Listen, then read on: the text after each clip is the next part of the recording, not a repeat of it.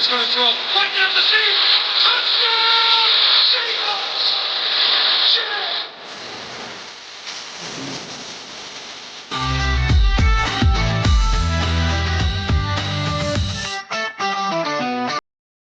Welcome in, everybody, whether you're on the East Coast, West Coast, or around the world. This is Hawk Talk, and for the final Blue Friday of the year. How's it going, Rob? How's it going, man? Good. How's it going with you? Good. Yeah. No, it's how was your New Year? Well, yeah. Like I said, we were talking a little earlier. New Year's was pretty low key for me. Didn't do too much. Was out. I think I passed out around about 10 o'clock. For me, it was all about spending the day hanging out, and I streamed a bunch of Dune on Max. Got that series out off my checklist and went to bed. It was very, very low key. I'm old. I don't know. I don't think New Year's has the same vibe for me as it did if I was in my 20s. I don't drink, so. Yeah, no, I'm with you. We were supposed to go somewhere, and then about the time we were gonna have to get ready to get out because I was watching football, obviously, and Danielle was just like, let's just stay home. And so we ended up binging Castle because I hadn't actually seen that series, and I've been told a million times to watch it, but I just never had. Good, worth the watch. Worth the watch. Yep. Yeah, I've heard good things about that one. Yeah, I feel you. It's New Year's, I feel, the thing is too is I don't know if it's maybe because at the age level or what, but I don't know too many people who throw parties anymore like that. Like, hey, I'm having a big New Year's like get together. Yeah, I mean, I know a couple. Again, we were supposed to go to them, but I don't know. I find that as I get older, I am less interested in driving. Hey, BT in the house. But I find that I don't want to drive. Right. So like if I'm going to go somewhere, I want to be able to like either rent a hotel or something that's close. It just not interested in everything that goes about it. Just so many wrecks, and I'm good. So originally we were going to try and go dancing, and we were going to get a hotel up there, but they ended up being sold out, and it was just like, yeah, okay. I feel you. How's it going, Win? Hey, everybody. And yeah. Scott. So let's, I guess let's get into this. Not a lot to talk about the Bears game. It was a terrible game. It was fitting for Thursday night because Thursday night games have mostly been terrible. Yeah. But man, there really wasn't anything to feel good about in that game. No, not at all. And just because I know she's watching, Vicky, unfortunately, put a lot on that game on her fantasy football league. Oh no! In the championship, and ended up in. She caught a fat L. Oh, dude, I felt so bad because she had Caleb Williams, Keenan Allen, Jigba Smith, and Charbonnet all going that day for that game. And because I was telling her, like, I was going to say, I thought we were going to get a better game. I thought we were going to get a blow, like at least, a couple touchdowns a game, shootout, get a high scoring game. I was like flabbergasted, but I'm watching this game going, dude, this is not at all what I thought. But you know what? You're right. We should have known. Thursday night game, always crappy games. It was going to be a crappy game just because it was on a Thursday night. And it's unfortunate because the 2 weeks prior to that, we had back-to-back good Thursday night games. We're like, oh, okay, finally, right? And then they had to wrap up the year on Thursday night with that. So, Scott, yeah, it was funny that Seattle beat Chicago 6-3 three different times this year. So, I mean, that is kind of funny, but I mean, it was a horrible game to watch. I was actually glad that I went to Wild Wings for it. Oh yeah. Because at least then, it was, well, there were people there, right? So you didn't have to stay so focused on the game because if there was ever a game I wasn't taking a lot of notes, it was that one. Yeah, it was. I mean, it was defenses showed up, but I don't know. Would you say that was a defensive battle or just bad football? Because bad football. Like, Okay. it'd be Okay. one No, thing. I'm trying to look for that silver lining, but I guess there really wasn't any. No, like if it was good defense, like good tackling, which there wasn't, or like deflected passes, which there weren't, then I could be like, hell yeah, defensive struggle, awesome, right? But then all of a sudden, it was just bad football mostly. Yeah. Oh yeah. It was hard. The wings were better than the game, although they were a little bit overcooked, but not as overcooked as that game. So I'm surprised you went back to the Buffalo after your last experience, or the last experience we had when we took Pags and ended up. yeah, so I went to a different one. I went to the one up here in Everett, and yeah, so I didn't go back to the Linwood one because that was two bad experiences, Linwood back to back, and so I was just like, okay, let's let that one simmer for a while. Hopefully, they get some new cooks, and I'll try it again like next year. But Everett was fine. Okay. It was fine. So I guess let's take a look at this Rams game before we get into. We do have quite a few questions from viewers. So Seattle is a 6.5 point favorite, obviously because the Rams are sitting everybody, right? And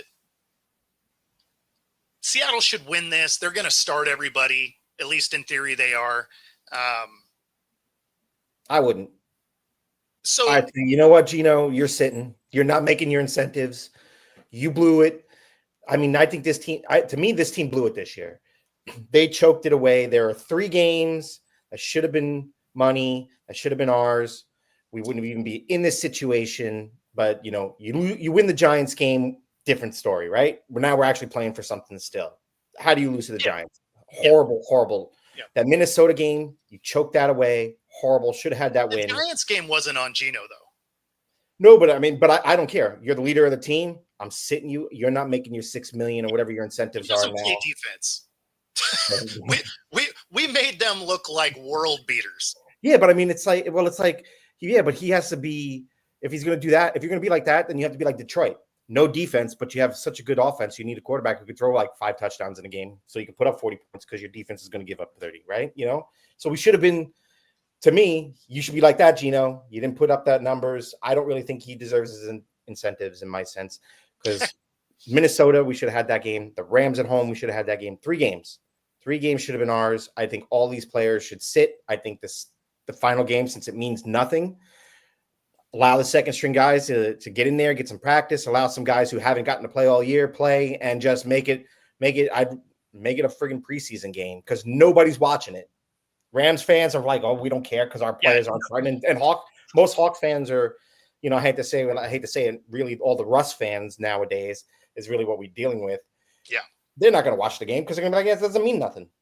I mean, the game doesn't mean anything. That is for sure. And Scott, I don't think that the Walker injury really did much because Charbonnet was money as a replacement. Yeah, Charbonnet was great, but the biggest thing is the offensive line couldn't open holes. It wouldn't have mattered who was back there. Like, you could have had Adrian Peterson back there in his prime, and it wouldn't have mattered because the first contact was 3 yards behind the line of scrimmage. Like, you were breaking tackles to get to the line. Mm-hmm. So there were a bunch of those games, especially in losses, that, I mean, you were on your 3rd broken tackle by the time you gained a yard. Yeah, I mean, you're just not going to win a lot of games that way. No. So that's why one of the reasons why I kind of chuckle that you're like, Gino doesn't deserve his incentives. It's like, I mean, that dude was on the ground all the time. I know. I just, but it's like you can't single out one. You got to take one for the team, and unfortunately, Gino. And I don't think anybody should be hitting their incentives at the end of the season. That just didn't get us. I guess I don't have that much hate for this team because of not hatred. It's just no, just like for the production, and mostly because the entire coaching staff is new to the position they're in, right? So the roller coaster that we watched is more or less the roller coaster I expected. Mm-hmm. I mean, it's why we're sitting at the record I thought we would be at the beginning of the season. Is we were going to beat some teams, we were going to lose some games we shouldn't. Like, there's a steep learning curve, especially when the entire coaching staff has never coached at the level they're coaching today. Uh-huh. So, I mean, that's just one of those, like, you're going to learn. So do I think they should go out and win and get a 10 win season? I think McDonald needs that. And that is because of Pete Carroll fans. Oh, to prove them wrong, like that. Yes, I would agree with just like all the Russ fans, you know. Well, well, I was just going to say, even if they say they don't, right? Say they sit everybody like you're thinking, and they lose this game anyway. They end up 9-8, right? Same as with Pete. Yeah, Pete's first 2 years was 9-7. So, like I said before the season started, this coaching staff had an incredible amount of pressure to perform because of the success that Pete had, and so many people that were mad that Pete got fired. Right. So if he would have came in and had a 5-win season, this fan base, as toxic as it's been anyway, would be next level, off the charts, just unbearable.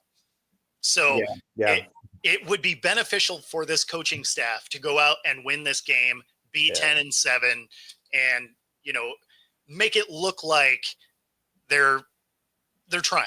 Right. Yeah, he saved himself, like you said, from the Jim Mora, like a Jim Mora year. You know, we didn't have that. Yes. You know, so I think McDonald. I think he's proven to me. He's proven he kept the team par where it was at. I think we got a more exciting version of the offense this year that I liked. I don't know, even with the offensive line being as crappy as it normally is, I think the offense itself was a little bit more exciting to watch. We were actually passing more. Sometimes we were overpassing and like, oh my God, where's the run game? I feel like, Pete, we would have been, I don't know if we would have had this record this year with Pete in some ways. So I don't think we would. Like, we would have really leaned in on the run game, but we didn't have an offensive line that could beat anybody off the ball. So like, there was zero push. The only kind of blocking they were able to do was pass blocking.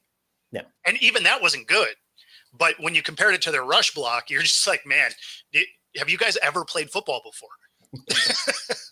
No, exactly.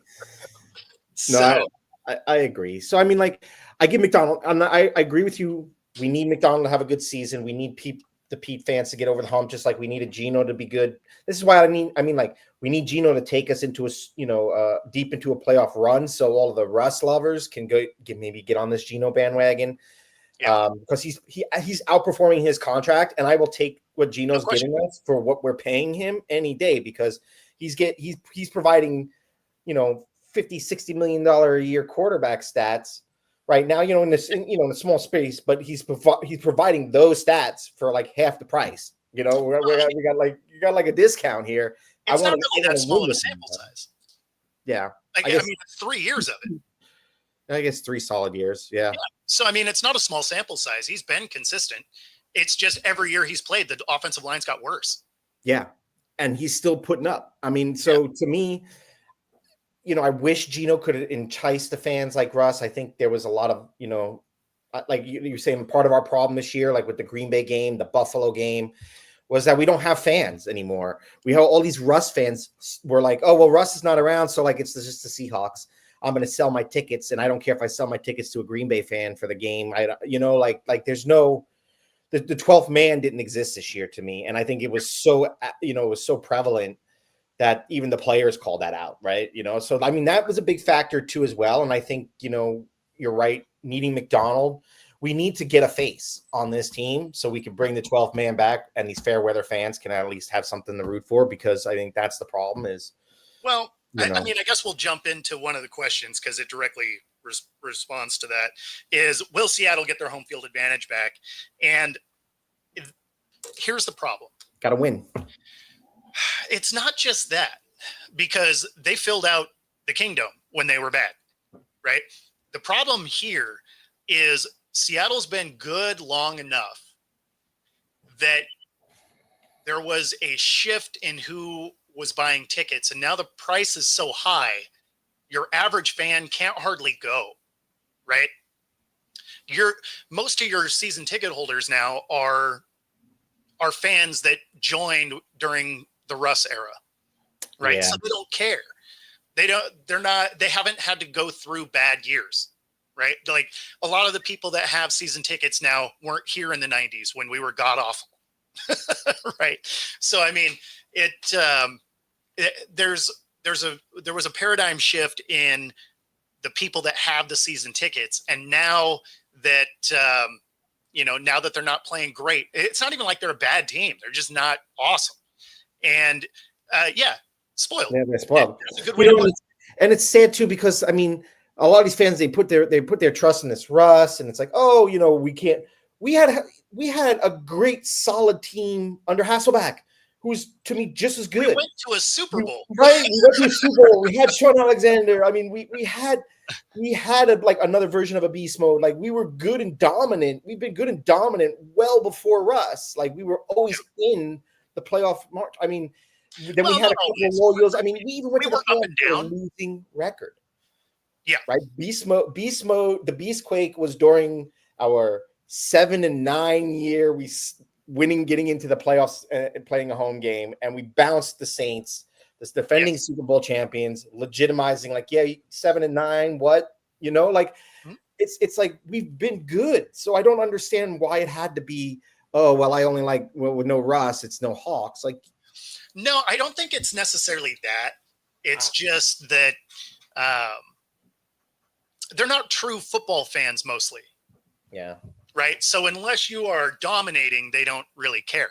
And the big issue is your cheap tickets are $250. Right? No, you're right. You're right. It's now become for the wealthier, the tech bros and stuff like that who come in town and they buy tickets and. Exactly. I mean, unfortunately, your standard fan struggles to be able to buy a ticket here, and well, it's definitely not a family event. You cannot buy them four, right? You're one or two maybe, but 4 tickets, nobody's. Yeah, 4 tickets, you're $1,500 into a 3-hour event. Yeah. That's crazy. I mean, probably the best example of this was I wanted to go to a game. It was 4 years ago now. And our base ticket price was just under $300, right? So it was going to be okay, so now we got $700 with fees, and then it was going to cost you $100 to park, and then whatever you bought at the stadium, right? At the time, you could get a Seahawks Jaguars ticket down in Jacksonville for $10 a ticket, right? So for my wife and I to go was going to be well over $1,000, right? For me to fly to Jacksonville, watch the game, rent a car, pay for parking, I was going to save $400.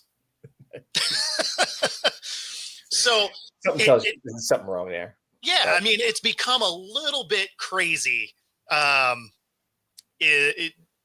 be a fan here. I mean, so you can find some now for less than face value because they've had a rough one. But yeah, especially in a year that they're playing well, I mean, you almost can't go unless you're going to drop a lot. But no, that's true. So I think getting the home field advantage is just going to be difficult. We're gonna have to win. We're gonna have to make the playoffs. We're gonna have to win, and we're gonna have to consistently win be a playoff contention team on a yearly basis. Because I think also it's got to go one of two ways. They either have to win or they have to lose. Because if they lose, the fair weather fans will start selling. They'll start dumping the season tickets, and people that actually want to go to games can start going to games again. But then that's rebuilding the 12th man. So that would be going to a rebuilding phase. We're gonna have to shed all the dead weight and then start selling the trickle in theory. I get that. Yes, I can go that route. I'd rather prefer just win 1 or 2 more games a year and get us in the playoffs, and then because then I think that's going to attract more, only because we'll get the 12th man. Because there's nothing else to root for in Seattle, right? The Kraken, not really very good. Mariners, obviously not very good. So I give a soccer, but soccer's good. Sounders good, but it's funny though is the Mariners get fans in the stands though.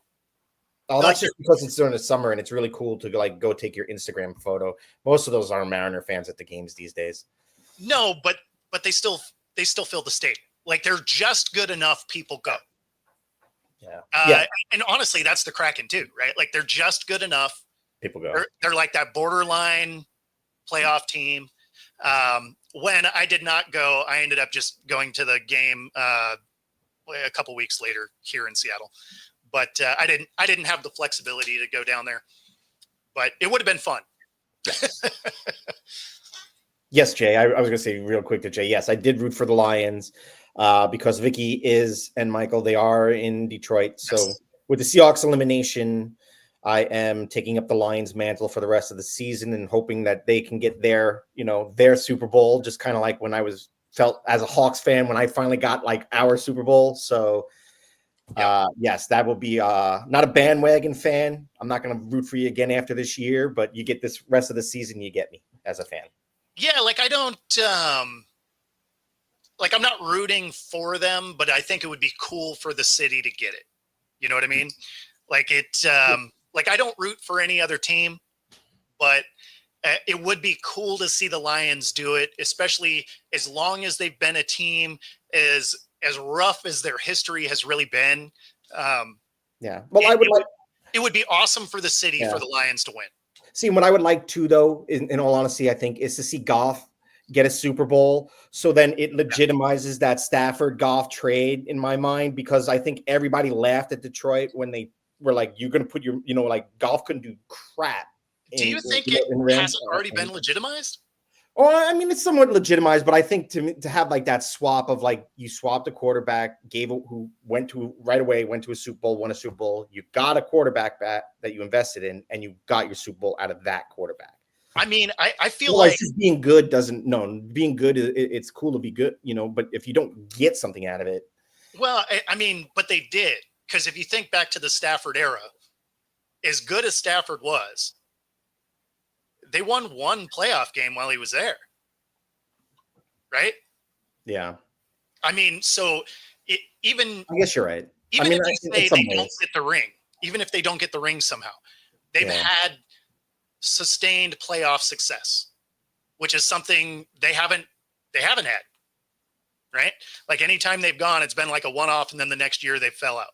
Yeah. But I mean, Stafford has had it seems like a better career for the Rams. For his time in the Rams, he's done more for the Rams than he did for Detroit.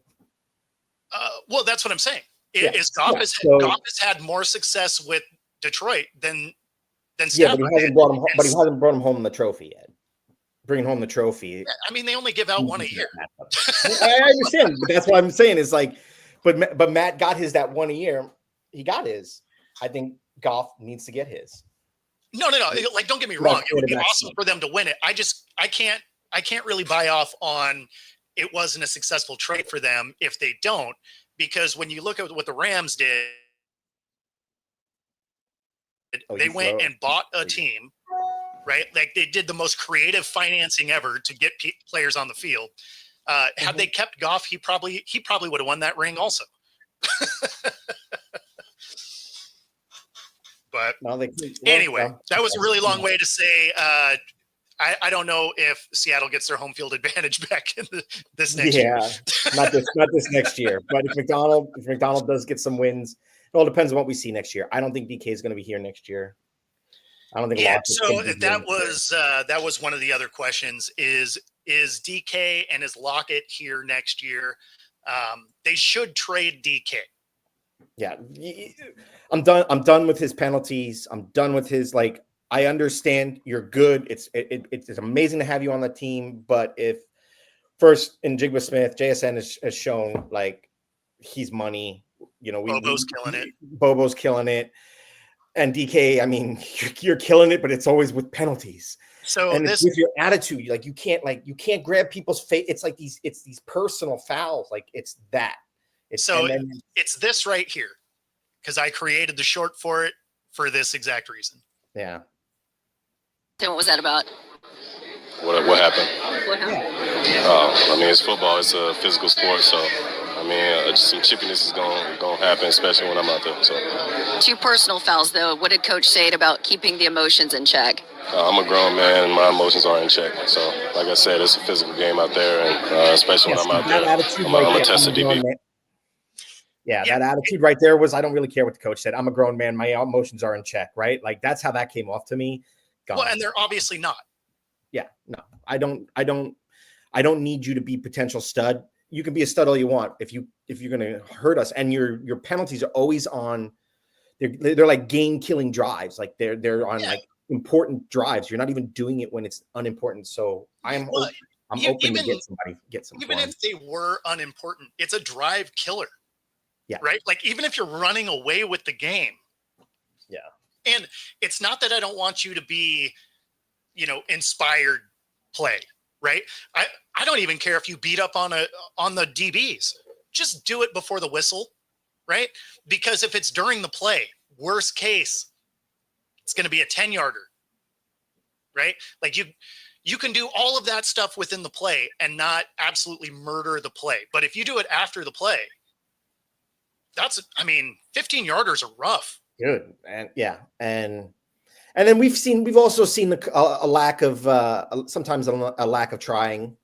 You can see sometimes where he's made some, lack of effort. He's made some business decisions here and there. And you can definitely tell like dude's just too emotional. You're too emotional to be on this team. Like, and maybe the thing is McDonald's not a coach that can handle that. Like you need a tough coach who can put you like,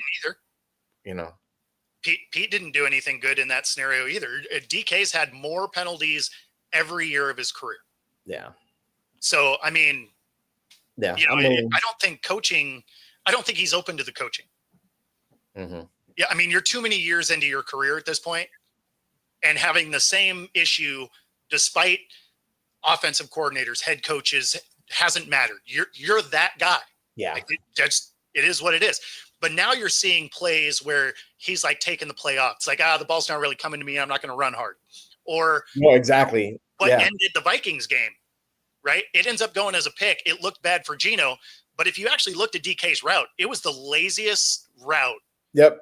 That he ran directly into triple coverage, as opposed to cutting that out route the way you're supposed to, running down the line. That's a first down. Yeah, he was checked out at that point. It felt like so you're not even trying, like, dude. Yeah, like it was the laziest route I've seen. Yeah, so I agree. I'm willing to trade him. I wish we should have traded him when we could have got a first rounder for him. I don't think we're going to get that now, but no, you'll be lucky to get a third because everybody's watching this, and now he's on a second coach. Had we traded him the first time I said it, the last year of Pete, every other team would have gave up a first because of his athletic ability. Yep. The fact that he's just this ridiculous athlete, and the fact that it was still his original coach.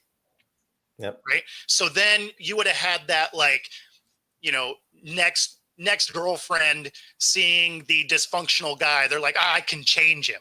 Right. They never can. But, that's the phrase. It's the belief. Usually that's true in sports as well. Oh, you're frozen. Oh, no. I can kind of hear you, but you're froze. I thought Comcast came out. Well, I will say yes. I think he's got to go. I think if we could get a third, like you're saying, Jay, third or fourth, I would take it. I have no problem with that move. Yeah, no, like we've seen some pretty interesting freezes. Oh, he's gone. So you're stuck with me. Oh my goodness. I guess I'll just keep it going. We'll kind of go through some of your comments because I know while we'll wait for Bo. I think there was one that we did not get to for you, Scott, was about oh, there he goes. Man. But yeah. Timu Internet alert.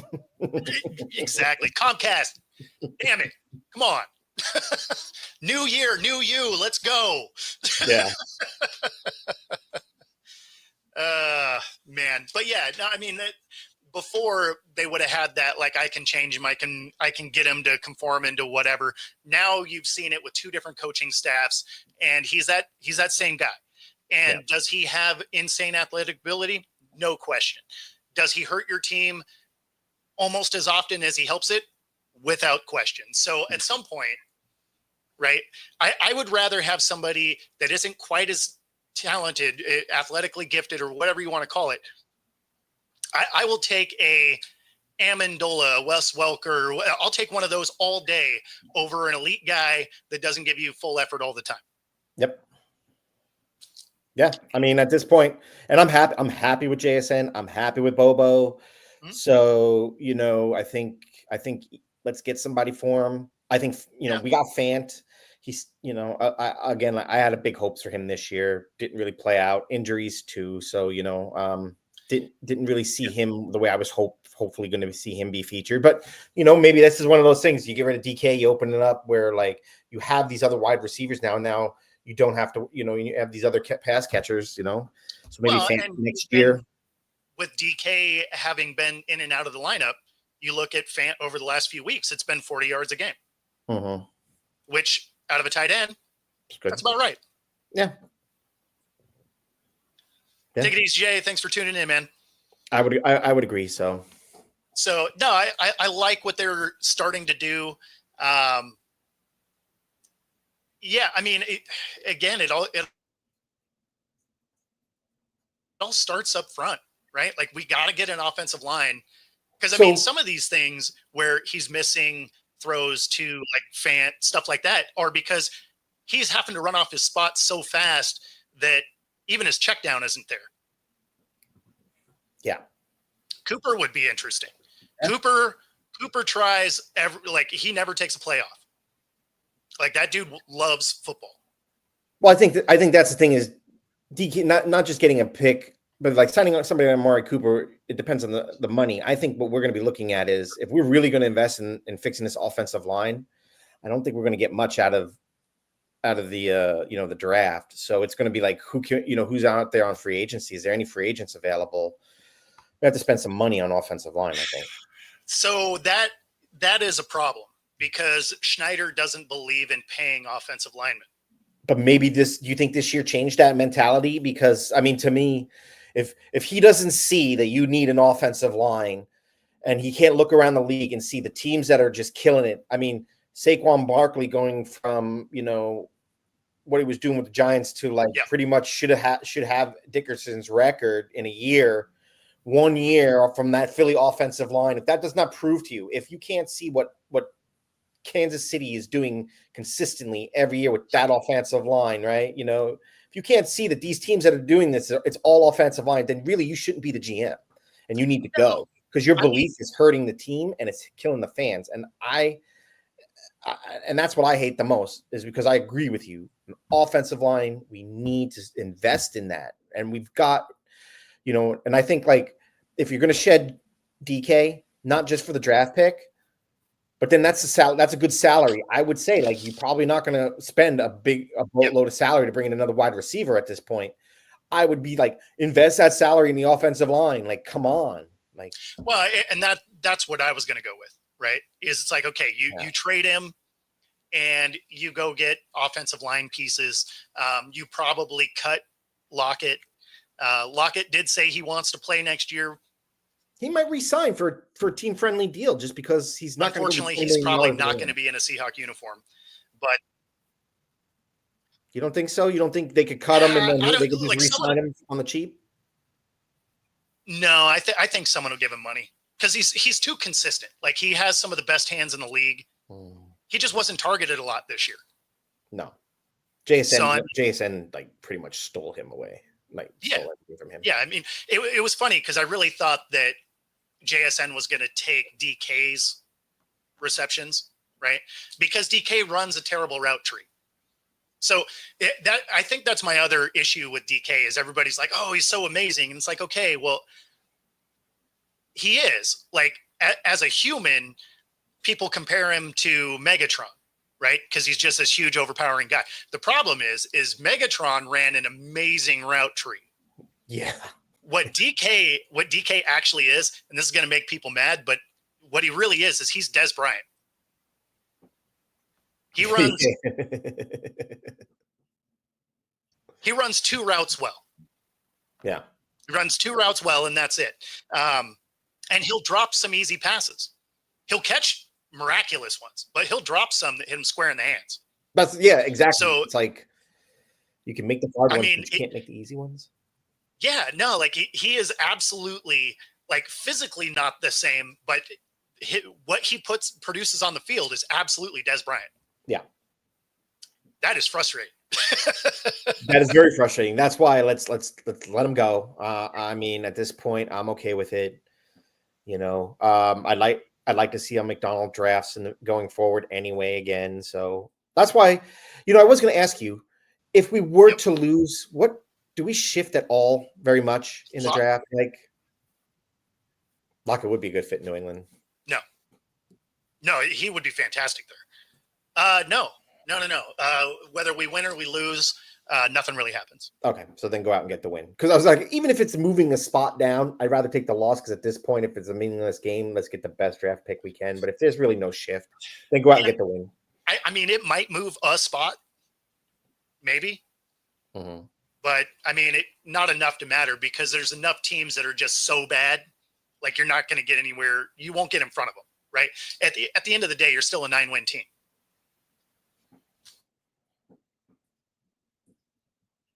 So that's true. Hopefully 10. That's going to land you. 10. That's going to land you somewhere in the 20s. Yeah, but I mean, like whether you're a 9 or a 10, you're going to be in the 20s somewhere. Well, what were we last year? We were in the teens, weren't we? We were a 9-win team last year. Yeah, but there's a lot more crappier. It was football crappier this year. There's a lot more disparity where there's a whole bunch of like 6-7 win teams. Yeah, that's the thing. There's actually going into this weekend, there are 7 teams 4 wins or less. Wow. Yeah, like that's what I mean. Like you are either amazing or terrible, and since we're in the middle, the middle of the pack was like 4 or 5 teams. Everyone else is either solid double-digit wins, right? You're going to have a 5th seed with 14 wins. Wow. Yeah. Right? I mean, you're going to have teams miss the playoffs with double-digit wins. Yeah. And the only way to do that is to have teams that got beat up all year. That's true. That's very true. So we're not even looking at the draft. So go out there, get the win. No, I think they're going to end up at 23. Okay. Right. Somewhere in there. So it's why I laugh that people are like, just get rid of Geno. It's just like, to get what exactly? There's nothing in the draft for us. Yeah. Well, there's 2 guys in the draft. You're not getting either one of those. And both of them are projects anyway. So that doesn't really help you out. Yeah. And then free agent wise, what are you going to go get? Darnold? They're not going to let him go. He just took you to 14-2. They're going to sign that guy. You can go get Garoppolo? You think he's better than Geno? No. Zach Wilson? Is he better than Geno? No. Justin Fields? No. No. I wouldn't even take Russell. Well, maybe we take. No, I wouldn't take Russell. Daniel Jones? He would get murdered behind this offensive line. No, he'd get murdered behind this line also. Yeah, that's the thing is if you're not, there's really no quarterback that I would want to put back there and punish anymore with that offensive line. That's why it's got to be a change because there are quarterbacks that might be fits, but with that, unless we have a good offensive line, like we could have. I mean, we saw what a good offensive line does for Russell Wilson. Yeah, well, I mean, we saw it before. But I mean, like Denver just couldn't do crap, and then all of a sudden he goes and. Well, Denver was a little different because Sean Payton just hated the guy. Yeah, but he was also. But I mean, I think Russ was like the second or either he was in the top 3 most sacked quarterbacks last year.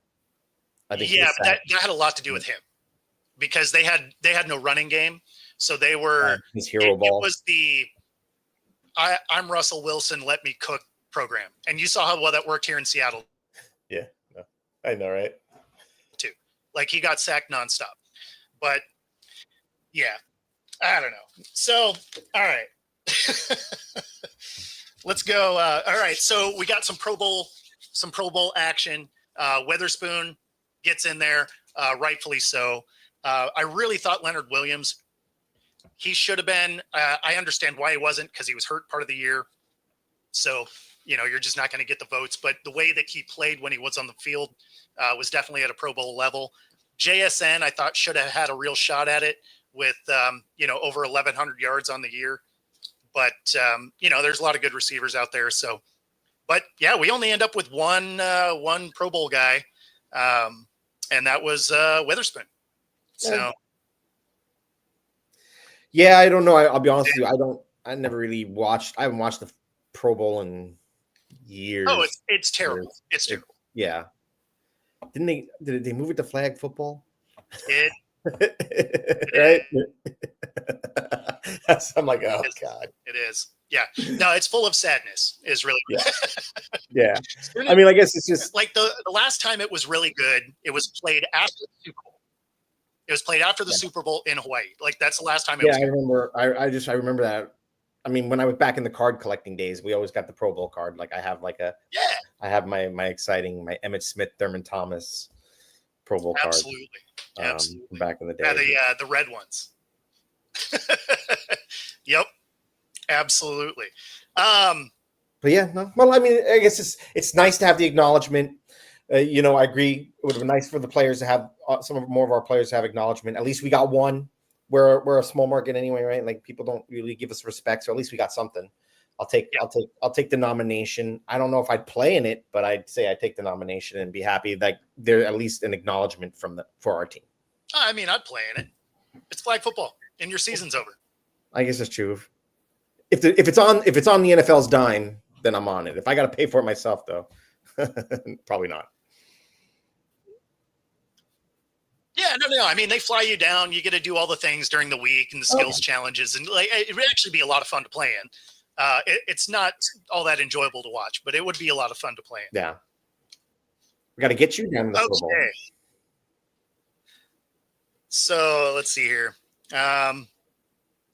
Do the Seahawks go after JJ McCarthy because the Vikings have indicated that they would be open to phone calls? Plainly speaking, no. One, he gets hurt, and if you're worried about offensive line,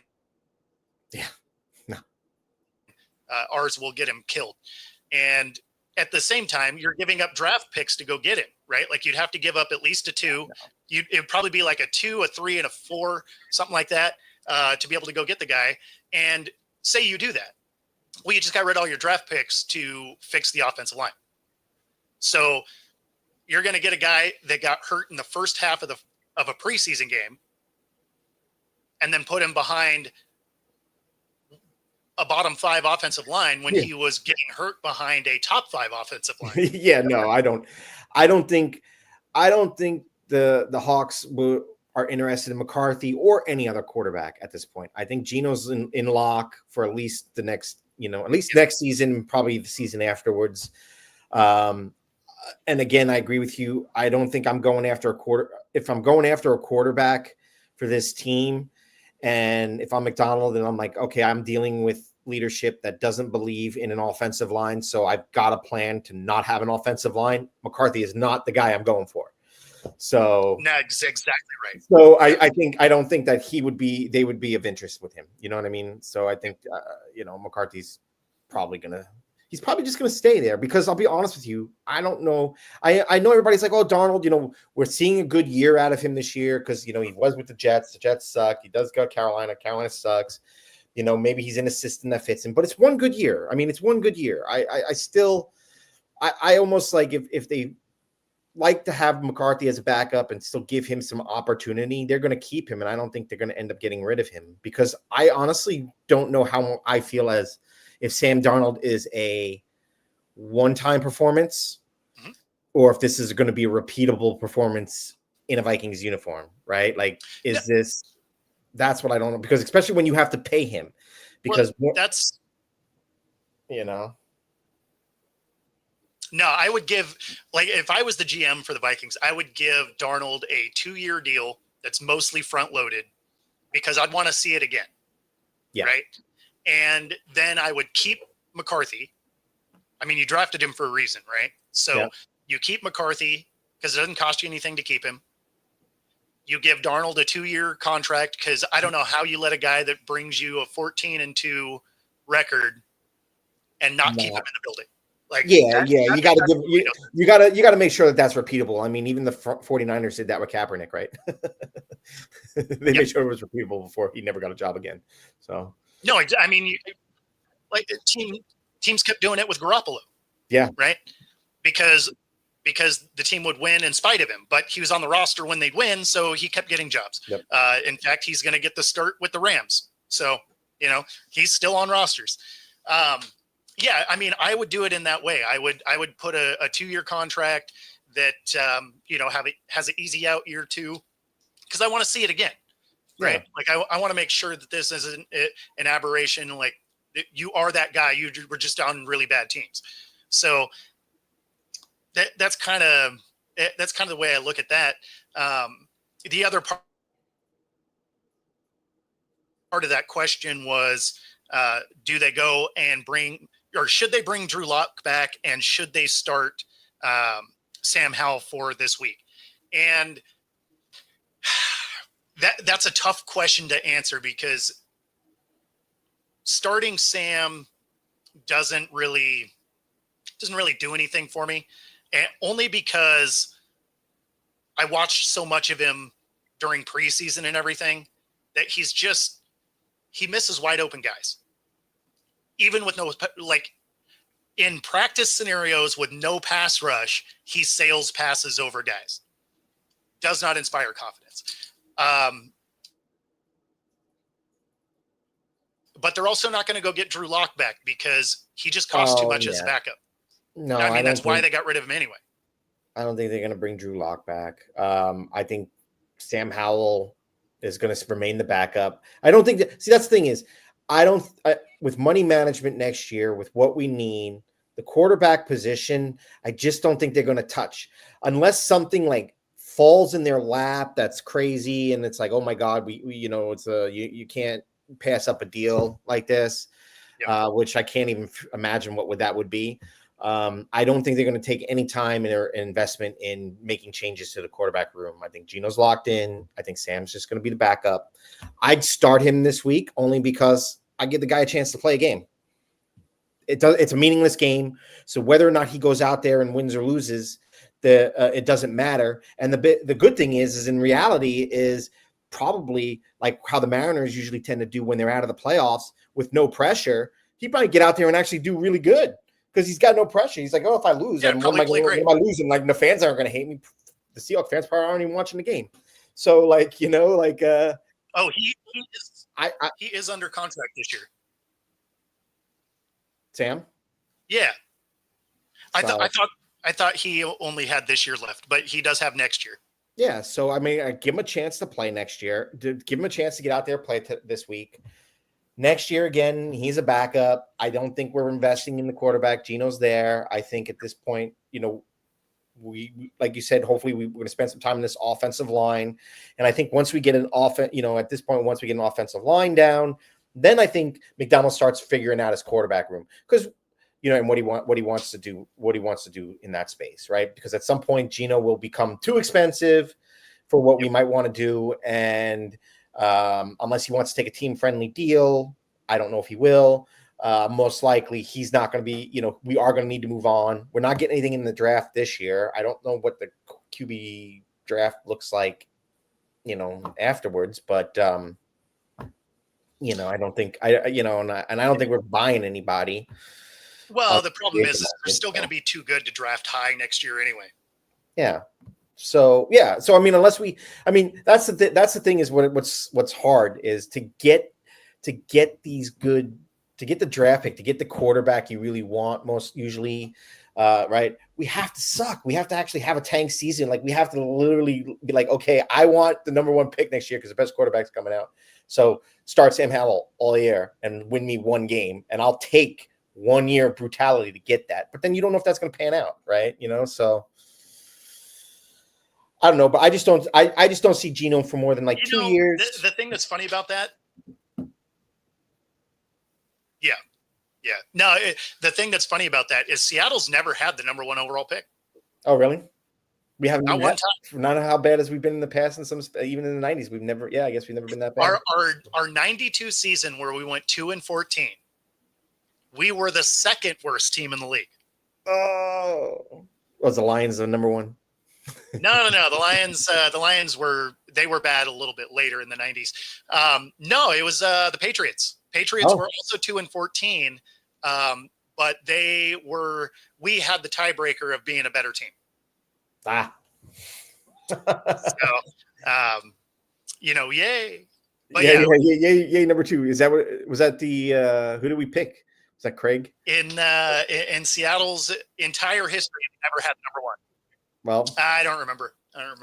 Well, we'll see. Well, we'll see if that. Hopefully, that never happens. But in general, I just think quarterback room's not going to be touched. I think Sam Howell should get a chance to go out and just play a game, just to get a game under his belt. For the Hawks and say he did something this year. Yeah, I mean, I'm with you because Gino's your guy next year. They don't have a path forward without him. So I would want to see Sam in real time with this team. Because although they're resting a lot of their starters, I don't think they're resting much of their defense. So I know they have offensive players that aren't playing, but I don't know how much of their defense isn't playing. So it would be interesting to see Sam. But, it just made me laugh all year because they're like, oh, Gino's terrible, start Sam. And it's like, you guys realize he led the league in interceptions last year. I know. I'm guilty of that as a Sam fan. Significantly better offensive line than what we have. Yeah, I was guilty of that at the beginning of the season. What's that? I was guilty of that at the beginning of the season. I like Sam. I thought Sam was going to be good. I honestly thought Gino was going to get hurt. Sam was going to come in and play well enough to take his job. So with that offensive line, I'm surprised Gino stayed upright long enough to never have that really truly happen. But that was my call. I was really hoping that Sam was going to pan out because he does have an arm, and I felt like like you, when we went to see some preseason work, it was like, ooh. Well, I mean, I think the biggest concern is in the limited time we've seen him. You watch him, and he is a one read and run guy. Yeah. Like he looks at his one guy. His one guy isn't there. His progression basically stops there. He might look at the check down on his way out the door. And he's booking it. And that's a good way to get hurt in this league. Yep. Well, maybe that's what all the Sam lovers that still want Gino to go. It's like, okay, we're going to throw Sam out there to show you how good he is. He's going to get hurt. But like, well, now we're stuck with Gino. So right. I mean, there you go. Either that or he's going to ball out against a team that doesn't have everybody out there. And they'll be like, see, I told you he's amazing. And it's like, pump the brakes. Against your own second string. Right. I know. I feel you. It's just so hard knowing that this game is meaningless. I'm trying to find meaning in anything so that like I want to watch it, because it's like, it's not that I don't want to watch it, but I'm also like, if it means nothing, so I need something. That's why I'm like, let me start some bunch of guys that I haven't seen play all year and just kind of get out there and like, let me see what we got in that string, feature some offensive plays that, you haven't done for the course of the year. Let me, let's mess around with some of your trick plays. Let's try some of your trick plays and let's watch some fun trick plays. And so, get out there, be the Globetrotters of football for a day. Like I just want to see some good stuff, some interesting stuff to get me to watch it. Otherwise, it's a meaningless game. And, now it's just about the draft. Not enthused about the draft. Like you said, that's going to be tough. We're not going to get a great pick. The only thing I'm interested to see is with that mediocre pick, if we stay in the first, or if we trade, or if maybe we trade up because we can trade our first round and like maybe DK slides in as a possible piece of like, hey, we'll trade you our first and DK to slide up to a team that might need that. We can look at all those options that, I don't know, something like that where you can be enticing. I don't know what we move up to and for what. We still have the same GM though. So I would bet we trade back. We trade back, we get more picks. Because again, we're used to picking in the mid-20s. The low to mid-20s is where we're used to picking. And, unless we get a pick from somebody else. No, exactly, Steve-O. I don't know. I don't know what we would trade up for at this point. No, exactly. Trade up for what? There's nothing to trade for. Yeah.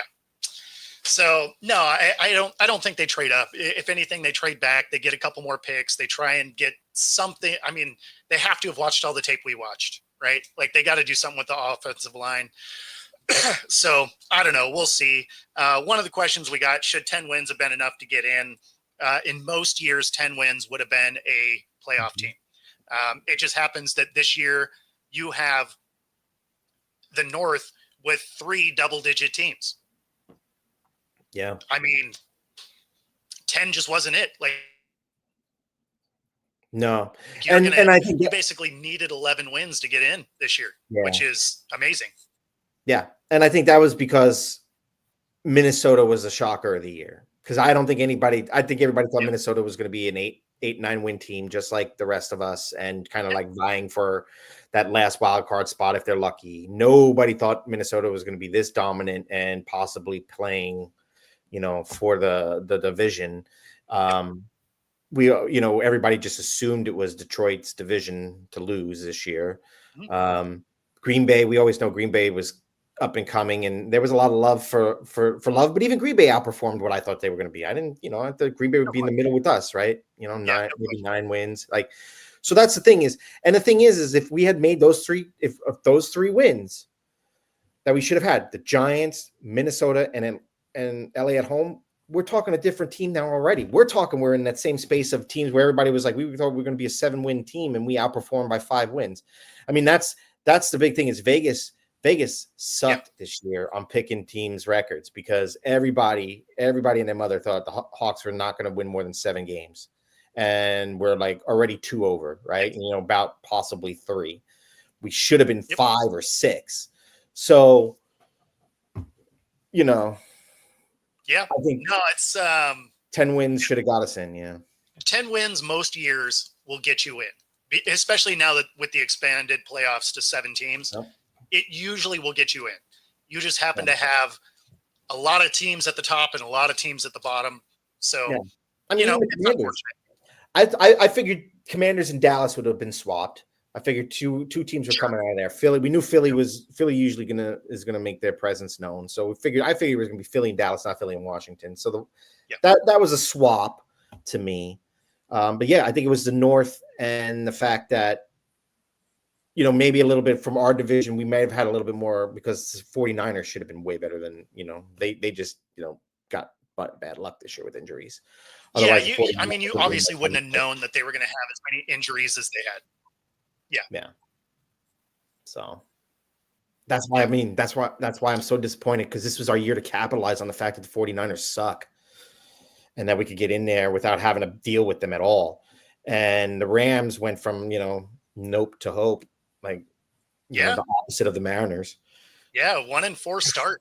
I mean, you thought their season was over before it got going. Right? I was like, this was our year. This is like with the Mariners. This is a year. It's like handed to you. All these teams either slow starts or suck. It's handed to you, and in Seattle fashion, you just choke it away. Yeah, I mean, it was. I don't know. It was a crazy year. It was a crazy year because you start out 3-0, then you go 0-4, or you went 1-4 or something like that. And then you win 4 in a row. And I mean, it was such a roller coaster year, super inconsistent play. Yeah, I agree. Especially in the defense. The offensive line was consistent, just consistently bad. But, so I don't know. It hopefully, we got something. And then real quick, just wanted to touch on this. Do any of the coaches get fired, Grubb or Harbaugh? No, again, this is the first year for this entire coaching staff. They have to figure some stuff out. They dealt with a lot of injuries. They on the defensive side of the ball, they brought in a lot of people on 1-year contracts. So, I mean, there's a lot of moving pieces. Obviously, the case can be made to get rid of Jay Harbaugh with the amount of special teams issues. Yeah, tons of across the board. And so, if any of the coaches were going to get fired, Jay Harbaugh might be that guy. But I don't think there's going to be any wholesale changes to this staff in year 1. No. Yeah, I was going to agree with you. Harbaugh, maybe just because the special teams was so atrocious, especially towards the end of the season here, where, I mean, we're cycling through returners to the point where, I mean, some people are laughing at us for getting rid of Chenault Jr., and that might have been a sneaky player to have or keep. He could have been moved into a wide receiver slot too if we were to get rid of DK, right? Like this was a guy who had potential, and so people thought we got a steal, and he fumbles a couple balls, and it's like, you're gone. So I mean, to me, the special teams, I think Harbaugh could be the hot seat if there is a hot seat. I think Grubb came in. I think he performed admirably. Geno put up numbers. We still won. We still had an exciting offense to watch. We watched an offense that went out there and played, and we saw touchdowns and we got exciting runs. I mean, there was. I think, his thing would be to just kind of learn balance a little bit better. But balancing, you can figure out on their second year, right? He can figure out, okay, in the offseason, like where I went too heavy. I was too pass heavy, for the beginning of the season. I didn't really establish a run in a lot of these games. Need to work on that. So I think for him, he's earned a return. But yeah, Harbaugh would be my only hot seat. And at this point, like you said, first year, all these coaches, there might be like a little sympathy of, okay, we'll give you a pat on the back next year, though. If this crap happens again next year, you're done. Well, but how much of that not establishing the running game had to do with a lot of first down runs that ended up with 2nd and 13? True. All of a sudden it's like, okay, well, that draw play up the middle is going to work one time that game. Yeah. And then the middle linebacker. Yeah. And then the middle linebacker is going to hang out at home. And that draw play to try and make a big chunk on 2nd and 13 isn't going to work again. So, I mean, like some of that, I can't even really fault Grubb too much because they ended up in a lot of 3rd and very long situations. They were averaging 3rd and 10. Like their average 3rd down was 3rd and 9, 3rd and 10 all year. Yeah. That's not a good running situation. It also means that also means on 2nd down, it's not a great running situation either because you are also probably 2nd and long. Yep. So yeah, I think we see him back. I don't know that we see any wholesale changes. Jay may be the only one, but yeah, I don't know. I still hope they win. I hate watching us lose. It's the last game of the season. Let's finish on a high note. Is there anybody like from these 1-year deals, since we gave out a bunch of 1-year deals? I mean, half of them we already cut mid-season. Anybody that left over on a 1-year deal that you think you re-sign? No, because I think the guys that we're keeping all have multi-year deals now anyway, right? Because like Nwosu, I think, had a couple years. Leonard Williams has 3, I think. So I mean, a couple of the guys that are like the bigger contributors here are on longer contracts. A lot of our 1-year guys got cut throughout the season. So what it does mean is you're going to have a lot more 1-year contracts coming into next year too. Yep. So see who we get. Other than that, Adams. What's that? It's not Jamal Adams. Not Jamal Adams, although he was a pretty hefty cap hit this year. Yeah, I know. That being said, that does get us to the top of the hour. Thanks for tuning in. If you're watching on YouTube, be sure to like and subscribe. Helps us bring our content to you. And of course, if you're watching on Roku TV, stay tuned for the next hour. Otherwise, enjoy the games this weekend. See y'all next week. Yep. Take it easy, everybody. Go Hawks.